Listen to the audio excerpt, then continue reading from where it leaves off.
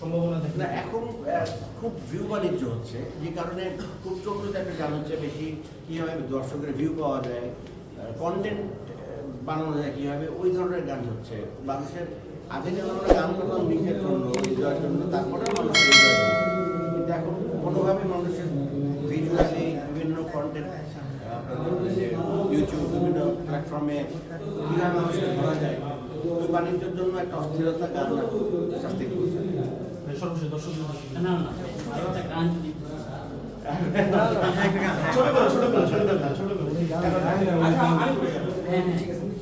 View কথা বলেন ইউটিউবের বিষয়। বহির্বিশ্বে কিন্তু অডিও অ্যাপস আছে গান শোনার বিষয়। বহির্বিশ্বে তারা ওই অডিও অ্যাপসে তারা গান শুনে, কিন্তু আমাদের দেশে সেই চর্চাটা নিয়ে আমাদের ইউটিউবে গিয়ে গান সার্চ করে সে গানটা দেখতে হয় বা শুনতে হয়।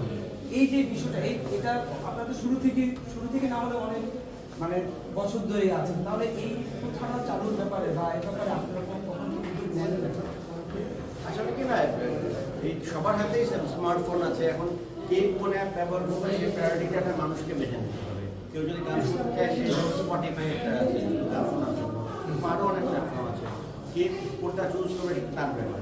বাংলাদেশে ইউটিউবটা বেশি জনপ্রিয় হয়েছে, টিকটক জনপ্রিয় হয়েছে, এই প্ল্যাটফর্মগুলো এখন সবার হাতে হাতে।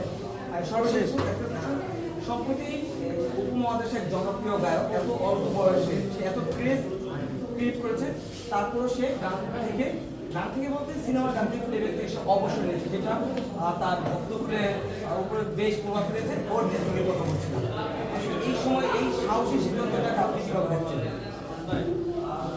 এই ডিসিশনটা অরিজিৎ সিং এর মতো মহান শিল্পীর জন্য একটা এত ব্যক্তিগত ডিসিশন। তবে দর্শক হিসেবে বলবো বা আমি অরিজিতের আরও অনেক কিছু দেওয়ার আছে।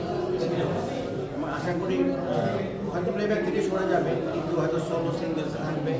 অরিজিৎকে মিস করা যাবে না। ওর মতো শিল্পী প্রমাণ থেকে সারা বিশ্বে স্পটিফাইতে নাম্বার 1 শিল্পী আছে। অরিজিৎ যদি শুনে থাকে, ডোন্ট গো ব্যাক।